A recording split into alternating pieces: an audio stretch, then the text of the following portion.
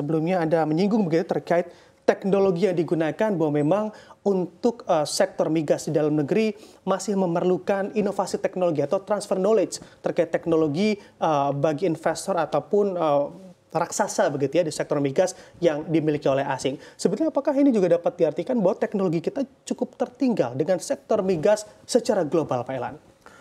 Kalau dibilang tertinggal ya enggak juga. Banyak pakar-pakar atau ahli-ahli profesional Indonesia yang bahkan mengejar karirnya di luar negeri. Kawan-kawan kita yang ada di Middle East banyak, yang di Houston Amerika banyak, di Perancis juga banyak. Namun kembali lagi mereka kenapa tertarik ke sana?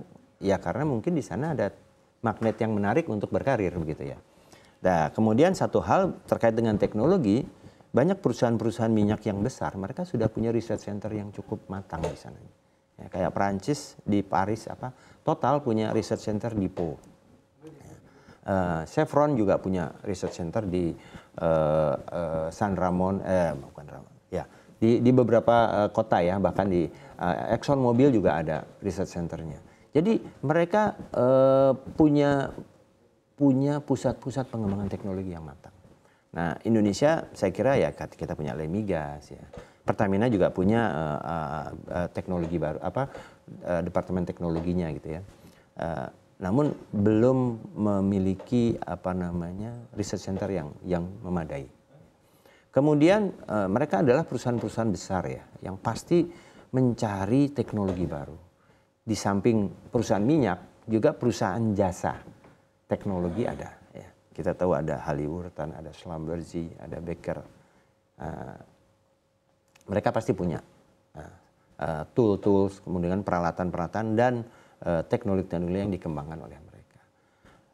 Indonesia, ya kita juga punya service company yang harusnya juga mengembangkan itu. Namun selama ini ya kita masih tertinggal oleh kita akui. Nah, untuk itu tidak menutup kemungkinan. Jadi kolaborasi tadi, kalau di sisi investasi perusahaan-perusahaan investasi nasional berkolaborasi dengan perusahaan internasional, tidak menutup kemungkinan juga perusahaan-perusahaan jasa pendukung migas juga berkolaborasi dengan perusahaan-perusahaan internasional. Kita sudah borderless loh sekarang, jangan menutup diri untuk bisa bekerja sama dengan asing. Tapi tetap kita harus menjadi tuan rumah di negeri sendiri. Itu kuncinya sebetulnya. Asper Migas pun membuka diri kok dengan beberapa teknologi. Dari Cina bagus-bagus Pak, teknologi yang efisien, murah. Gitu. Dari Rusia juga tidak menutup kemungkinan kita membuka teknologi dari Rusia, tidak hanya sentral ke Amerika maupun Eropa. Nah itulah peranan kita untuk membuka diri tadi, peluang itu dibuka di kebijakan berikutnya. Supaya ya satu, perusahaan investasi dari berbagai negara mau berkolaborasi dengan pemerintah dan perusahaan nasional.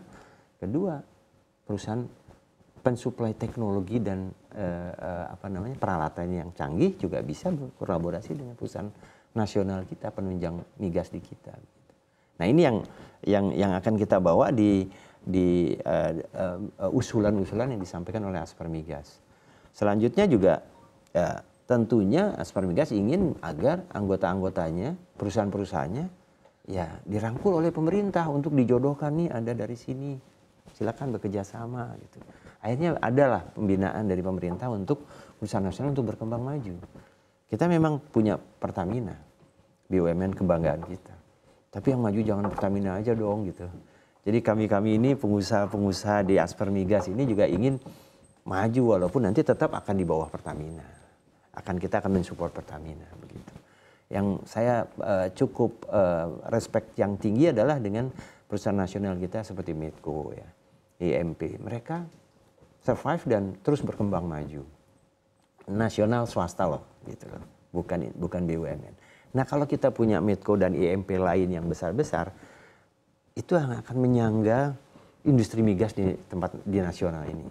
Lama-lama mereka pun bisa menjadi sekelas Pertamina dan membantu mendukung upaya-upaya investasi perminyakan di negara kita, bahkan bisa mencari ke negara lain.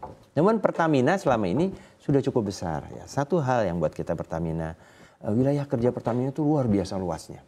Luar biasa luasnya. Dari Aceh sampai Papua. Dan mereka sudah punya yang besar-besar. ada lapangan-lapangan kecil yang mungkin sudah buat Pertamina portfolionya tidak terlalu menguntungkan, lebih banyak bebannya daripada hasilnya begitu. Nah itu kalau dari portfolio perusahaan-perusahaan kecil itu menjadi satu peluang untuk bisa mengembangkan itu. Yang kecil-kecil itu sebaiknya berilah kesempatan perusahaan-perusahaan, tapi dengan perusahaan tersebut dengan diseleksi dengan tepat dan bagus. Ya, perusahaan yang betul-betul serius ya, perusahaan nasional banyak saya kira percaya. Termasuk ya saya sendiri megang perusahaan nasional swasta sekarang, saya pimpinannya dan alhamdulillah kami juga sudah berproduksi walaupun produksinya masih 350-400 barrel per hari dan kami baru memulai tahun lalu. Baru 1 tahun kami sudah memproduksikan minyak dan membantu penambahan produksi nasional. Nah, perusahaan-perusahaan yang seperti inilah yang dari pemodalan dia sanggup, ya, kemampuan ada, dan membuktikan bahwa komitmen investasinya berjalan. Itu pun ada di Indonesia ini, perusahaan nasional. Pilihlah satu persatu yang cocok, layak mengelola satu lapangan yang selama ini stranded. Okay. Ya, stranded karena mungkin keekonomiannya marginal atau dari sisi lapangannya sendiri sudah lapangan tua oleh Pertamina tidak lagi menjadi prioritas lagi.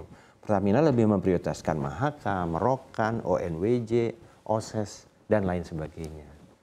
Nah, yang lain-lain yang kecil-kecil di carve out saja, serahkan pada swasta nasional yang mampu dan berkapasitas. Oke.